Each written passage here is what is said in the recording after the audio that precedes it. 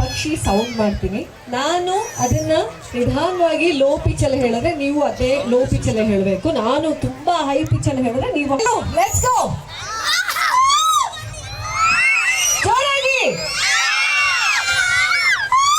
Super, at least ಸ್ವಲ್ಪ energy ಬಂತು. ಧನ್ಯವಾದಗಳು. ಒಂದು ಜೋರದ ಚಪ್ಪಾಳೆ ಎಲ್ಲ ನಮ್ಮ ಪ್ರೀತಿಯ ಪುಟಾಣಿಗಳಿಗೆ. ಬ್ಯಾಕ್ಗ್ರೌಂಡ್ ಮ್ಯೂಸಿಕ್ ಬಂದಿತ್ತು. Let's go.